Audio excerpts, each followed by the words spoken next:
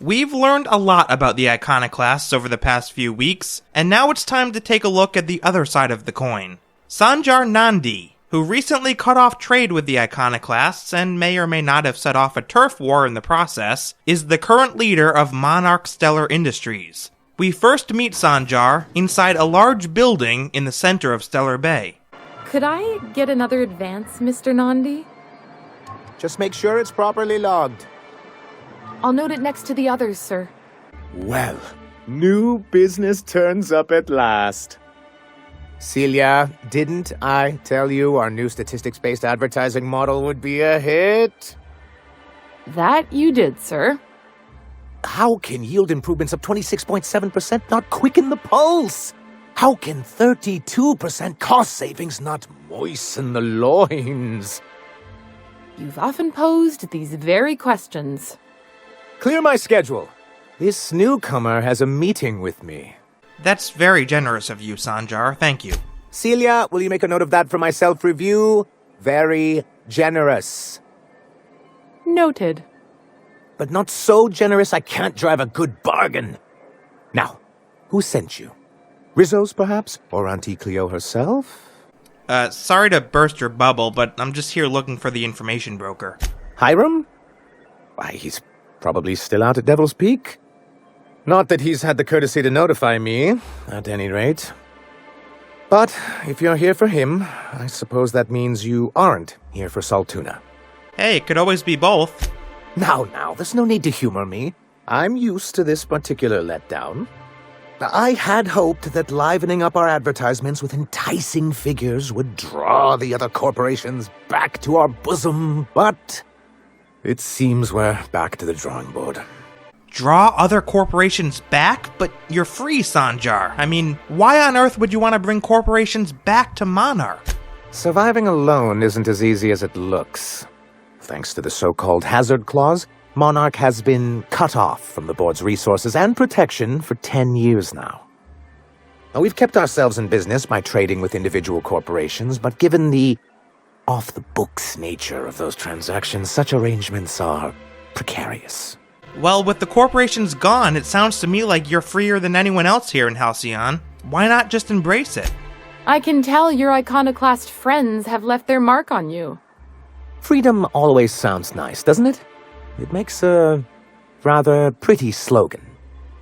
But if you sit down and tally up the costs, how you provide for yourself in the absence of aid, how you protect yourself from a hostile galaxy, it starts to lose its shine.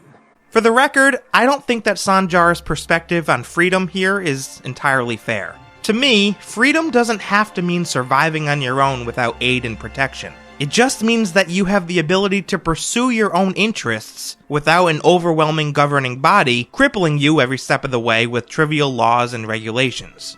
That's a coward's answer, Sanjar. I have people to look after. I need to be practical. That's why Mr. Nandi here has a rather ingenious plan to get MSI restored to the board. On our terms, mind you. And if our advertising scheme hasn't borne fruit, then perhaps it's time we took matters into our own hands. I still don't really understand why you'd want to get back on the board, but I'll bite. What's the plan? It's a two-pronged approach. The first part involves seeing Stellar Bay properly defended. Alright, I suppose that's a good first step. But how do you plan to do that? With a Bolt 52 cartridge, of course. If you can get us what we need to rejoin the board, starting the Bolt 52, we'll be able to become one of the most productive and secure cities in Halcyon. And you'll have a powerful ally on the board. This Bolt 52 sounds pretty useful then, but what is it exactly? Why, one of the strongest defenses in Halcyon. An extremely powerful ordnance. And where can I find one? In the old arms building southwest of town, which used to be part of Stellar Bay before we had to move our walls in. These days it's overrun with marauders and raptidons. Alright, then I guess I'll go get your Bolt 52 then. I'm feeling pretty generous today after all. Do be careful. I've lost more than a few people to marauders and raptidons out there. Oh, and while you're at it, there should be a terminal in the arms building with some dangerous information. Perhaps you could delete it so it doesn't fall into the wrong hands. Delete the information on the terminal. Got it. Hey, before I go, do you mind if I ask you a few more questions? What can I do for you? I'm looking to learn more about MSI and the good old days. Then it's good that I keep such meticulous notes. What is the hazard clause? It's a legal provision that gives the board the authority to cordon off any planet or location that it deems dangerous. For the greater good. Allegedly. And they've invoked it here on Monarch? Yes, making all of MSI criminals in the board's eyes. Rather hard to run a business that way. Well, how did MSI get kicked off the board in the first place? I've asked myself the same thing many times, especially seeing as the legal mechanisms we employed were part of the board's own bylaws. Do you mean to tell me you initiated your own removal from the board? Not intentionally, though that's technically true. For many years, this planet was home to as many corporations as Terra 2, but back then it was known as Terra 1. And what happened to the other corporations? As you may have noticed, this planet has more than its share of hazards. And as the other corporations began to tally their losses, they decided to pull out. All except for MSI, right? Our leadership at the time certainly wanted to. But there were others of us who saw an opportunity. The chance to improve working hours and conditions, to reform MSI from the ground up. Right, the executives of MSI wanted to pull out of Terra 1. That is until they were slaughtered in the Amber Heights massacre. When you speak of those who wanted to reform MSI from the ground up, you're speaking of yourself and Graham, right? Ah, so you've heard about our prior acquaintance. Look, there's no sense in being coy about it. We're partners now, aren't we, Sanjar, old buddy? I suppose you're right. Graham's always had a way with words. Strange as it may seem, I suspect he'd have quite the corporate career if he weren't so radical. Graham seemed like a reasonable man years ago. We both agreed that MSI's treatment of its workers was untenable. I thought reforms would be enough. I didn't realize you wanted to abolish the corporate system entirely. Why were you so interested in reforming MSI all those years ago? Reforms are humane, but they're also good business sense. Exhausted, sick, and malnourished workers are not productive workers. Even a cursory review of the data bears that out. Anyway, we learned of a loophole in the corporate bylaws that would allow MSI to claim ownership of the entire planet once the other corporations pulled out, creating the perfect environment for us to enact these new reforms. We're being thrown a lot of information here, so let me briefly summarize. Terra 1 used to be replete with corporations, including MSI. Due to the hazardous conditions on the planet, the board enacted the Hazard Clause and declared that all corporations must relocate to Terra 2. MSI, however, took advantage of a legal loophole and remained on Terra 1, allowing Sanjar to take over and enact the reforms he sees fit, completely free of the board's authority. Sanjar, what did MSI leadership say when you told them about your plan? I take it they didn't exactly embrace your idea. No, they laughed in our faces and insisted we'd be relocating to Terra 2, along with everyone else. Well, I hope you gave them the finger then.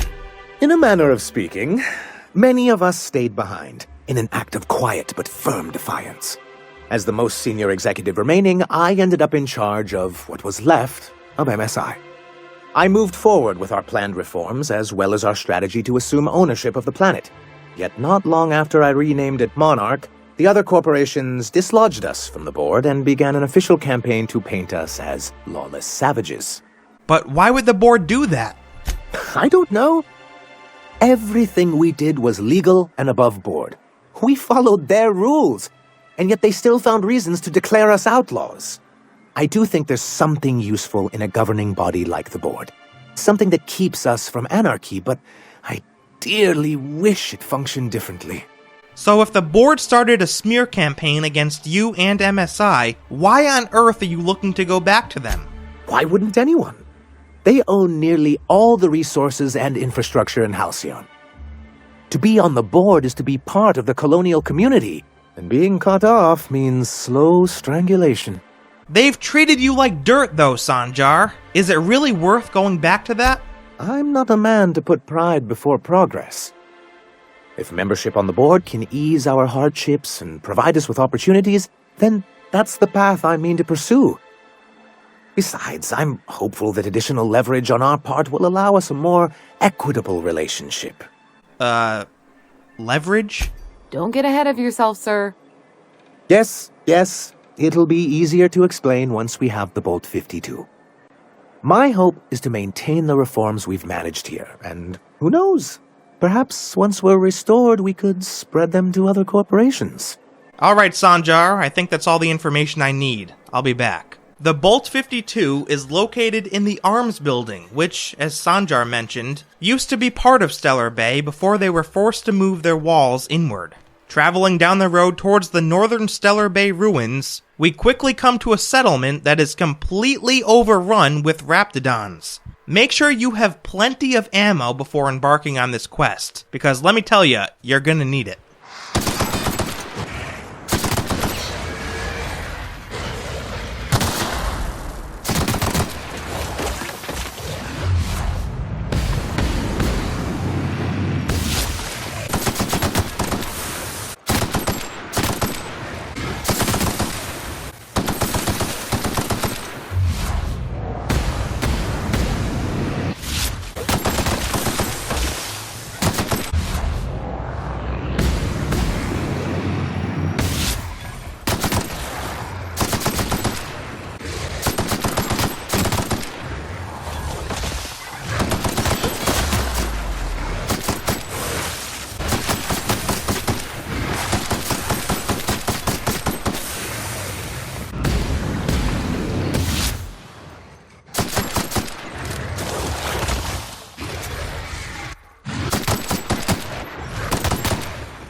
Well, that could have gone a bit smoother. To make matters worse, I had some trouble finding the Arms Building after defeating the Raptidons, even though my objective marker was turned on. If you have the same problem in your playthrough, just look for the building with several bins and containers stacked up on the front porch. The front door is hidden behind them. To get inside, you'll need the Arms Building key, which we already found in a previous video. It was on the body of an Iconoclast at the end of the bridge leading to the northern ruins. Once inside, we can go ahead and loot the room for some light ammo, Adreno, and a few consumables, along with 25-bit cartridges and a plasma carbine inside of a large bin. Looking to the east, we find a set of stairs heading up to a second floor, but before we use them, we can finish exploring this room. Near to the stairs are some lockers with more ammo, a toughened armor mod, a gyro sight, and 38 more bit cartridges. Heading back to the desk we saw when we first came in, we can access a terminal and learn that ARMS is actually an acronym for Archives, Records, and Miscellaneous Storage. If we click on View Executive Reviews, then we can read a full employee review of none other than Sanjar Nandi. Let's see what MSI had to say about him. Sanjar has a bad habit of padding his reports with numbers and statistics. Not very good with slogans, jingles, and/or taglines. Presentations tend to be dry and lacking in emotional appeal and funny references. Sanjar also displays a noted tendency to complete work rather than delegating it, a trend unbecoming in upper management. All in all, Sanjar's work habits suggest a preoccupation with details and a startling lack of vision. We cannot recommend him for further advancement. Needs improvement in the following areas: interpersonal communication, brevity, delegation, idea generation. Well, it looks like Sanjar wasn't the best employee in the eyes of upper management. Now I see why he wanted us to delete the contents of this terminal. Before we do, though, we can pass a hacking check to access the executive review written for Graham Bryant, who, as we know, also used to work for MSI. Graham's understanding of product messaging and branding is impressive, especially for a relatively low-level editor. Has a knack for memorable slogans and taglines. However, Graham has issues with brevity, and shows consistent disregard for prescribed fonts and formats. Some of his work has been flagged for subversive undertones. Recommend further supervision. Yeah, Graham doesn't exactly strike me as one to care very much about fonts, I gotta be honest. Finally, we can read the executive review written for somebody named Dora Erickson. Dora shows a real knack for brief but compelling presentations supported by catchy slogans. Again with the slogan thing, I mean, is that all these people care about? Her delegation skills are also top-notch. She can build a lengthy meeting around any topic and emerge with plenty of work assigned. Recommend for promotion. Well, congratulations, Dora, whoever you are. Now that we've read everything on this terminal, we can go ahead and delete the reviews per Sanjar's request. Heading back over to the stairs, we notice that there are 2 large containers on the floor, as if somebody tried to create a makeshift barricade. Maybe they were trying to escape from all the raptidons we fought off earlier? At the top of the stairs are a couple lockers we can loot, and inside of a nearby bin is a hunting rifle Ultra, an Impact Hammer MK2, Adreno, some weapon mods, and 31-bit cartridges. There's also another set of lockers to the south with more ammo, Adreno, and bit cartridges. This room opens up to a balcony with a large bloodstain on the floor, and as we go to approach a locked door to the south... Oh! Hello? Hello? I hear boots out there. Wait, can rats wear boots?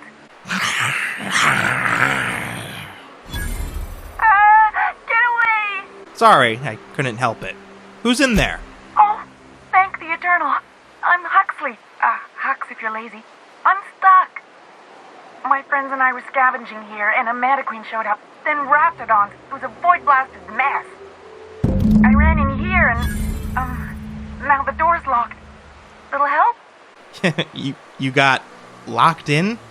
How? It's easier than it sounds, all right? Next time you get chased by Raptidons, you let me know the rationality of your decisions. Well, I need to get in that room, so... Phew. Thanks, mister. My buddy had a key, but I ain't heard him in a while. He locked me in here and took off. Probably got munched. So look for a dead guy, I guess. Or a rat. Maybe it's in a rat belly. Gross. Seeing as you're trapped, you might as well answer a few things for me. Sure. Beats not answering questions. Who are you? Huxley. I'm an Iconoclast runner. The Iconoclast runner. Fastest we've got. Ain't a Raptidon on this void-forsaken hellhole that can catch me. Phew, sorry. Put me in a tiny room like this and I'm liable to flip. Not keen on tight spaces, you know? This is Huxley, ladies and gentlemen. This is the person that Zora referenced in the episode where we had to meet up with Carlotta to get the printing press rollers. At the time, they said she was missing and had no idea where she went. Looks like she got trapped in a storage closet. Alright, well, at least we found her alive. I guess that's a positive. Huxley, tell me a little bit about the Iconoclasts. Oh, that'd be my people. Graham and Zora and Milton, and I really miss them. You gonna let me out of here? I want to get back to Amber Heights. Yeah, let me have my fun first. You get locked in closets often? My buddy locked me in here. I told you that. It was for my safekeeping, on account of Raptidons wanting to munch on my head. But, okay, yes, fine. I get myself into sticky situations. It's just part of the life, all right? Sometimes you gotta hide in a trash can so you don't get eaten by monsters. That's disgusting. I think I'd rather be eaten. Suit yourself, mister. By the way, I'm looking for a Bolt 52. Any lying around in there? Probably. I don't know. When I try to read things, my mind gets to wandering about all the things I could be doing instead. Right, back to the whole locked door situation. Get me out of here! There must be a way to open it from the inside. What do you mean? It's locked. Right, but try turning the handle upward. That's usually how one opens a door. Wait, upward? Oh my eternal soul, it worked! Oh, for God's sakes. Phew. Thank you so much. It was getting all stuffy in there, and I was getting a mite lightheaded, and I think maybe I was gonna die. Now I'm out here, and I'm headed back to Amber Heights. You know, normally when you help someone, they give you something for their trouble. But I ain't got nothing on me. How's about a heaping helping of appreciation and respect? Oh, come on, surely you have something on you. Afraid not, mister. Gotta pack light if I'm gonna run away from monsters. Alright, fine. Are you sure you're alright to travel? Getting locked in a closet can really take a toll on someone after all. Oh, sure, I'm a runner. I'm used to getting all dizzy and... Hey, who's your identical, slightly blurry friend? Well, good luck. Thanks a lot, mister. And with that, Huxley sets off to Amber Heights. Now that the door is open, we can have a look around this supply closet where we find a variety of loot, and on a filing cabinet to the east, the Bolt 52 cartridge. Oh, I'm just dying to know what Sanjar plans to do with this thing. Hell, I'm still not entirely sure what a Bolt 52 is. To get some answers, we can head back to Stellar Bay and speak with Sanjar. Be careful with your new friends in Amber Heights. They're not the most reliable types. Anyway, what can I do for you? Yeah, listen, I found your review on a terminal inside the arms building. You weren't supposed to look. I asked you to delete it. Yeah, you sent me into a Raptidon-infested mess to clean up after you. I didn't mean for any harm to come to you. This has been my albatross. The great shame of my career. I give MSI everything. My work, my youth, my left kidney, and for years, I was a joke to them. Your left kidney? One of the executives required a transplant. I thought volunteering to donate might improve my prospects. And did it? Apparently not. Well, that's what you get for giving so much of yourself over to a corporation. Perhaps they were right. After all, what have I built? Stellar Bay is barely keeping afloat. Well, come on now, that's not really true. You've kept the city running against all odds. I hadn't thought of it that way. But perhaps there's something to that. Thank you for that. Was there something else? Yeah, I found the cartridge and deleted that data for you. Here you go. Oh, yes. I'm going to be up all night with this. All those blanks waiting to be filled, boxes waiting to be ticked. Try to control yourself, sir. Have you any idea how powerful this is? Corporations have been toppled with less. I've gotta know. How exactly is a data cartridge going to help you defend Monarch? What a question! Bureaucratic micromanagement is the only way anything gets done in Halcyon, and proper documentation is a key part of that. For our part, a bill of liquidation/transfer Form 52 will protect our holdings on Monarch by temporarily assigning them to a pass-through entity once we drop our bomb on the board. Yes! Finally the board will get their comeuppance. Sort of. Really, we're just going to blackmail them into offering us a seat at the table. But really, whatever gets you excited about the idea, it's definitely a firm middle finger. Look, can someone please just tell me in plain English what the plan is here? I have reason to believe that one of the other corporations is operating on Monarch, illegally and in secret. If we can find proof, I can use that as leverage to encourage certain powers that be to accept our Bolt 52 and reinstate us on the board. Sanjar, you sly dog. You really think so? I admit I've been hatching this scheme for quite some time. I just needed someone capable to help me carry it out. If someone is operating here, then Catherine's almost certainly supplying them out of Fallbrook. Perhaps you could be convinced to tell you where they are. Sounds like you know her well enough yourself. That's part of the problem. She has certain ambitions for Stellar Bay, and I fear my asking her would give her the leverage she's been looking for. Don't get yourself worked up, sir. It's perfectly natural to have a healthy fear of her. We really don't need to discuss this now, Celia. Look, all I'm saying is, I know how to make people talk. Oh, I imagine you do. But as much as I love your can-do attitude and dangerous gravitas, Catherine handles all of our shipments. So it would be best if you could leave her in one piece. Is that how you people put it? Hey, watch it with the you people. Of course. I didn't mean to make assumptions. Once you, subtly work out where this corporate facility might be, bring back proof of its operation. Maybe some nice letterhead. Or someone working there. That would do it. Infiltrate a secret corporate base and kidnap the staff. Sure. Easy. A foolproof plan if I ever heard one. I'll leave the execution to you. For completing this quest, we are rewarded with 2,938 bit cartridges, an MSI Elite helmet, and a boost to our reputation with Monarch Stellar Industries. So Sanjar plans on blackmailing the board into letting MSI rejoin on his own terms. What could possibly go wrong?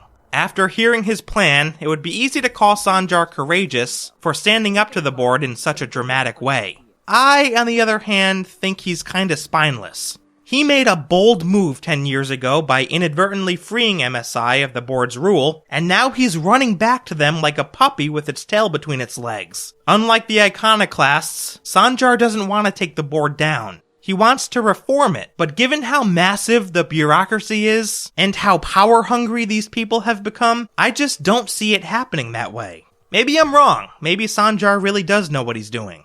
I just think that his dreams of changing the board aren't realistic, and therefore find myself agreeing more with the Iconoclasts. My philosophy is, when a system is very, very broken, don't waste your time trying to reform it or repair it. Tear the entire thing down and start from the ground up.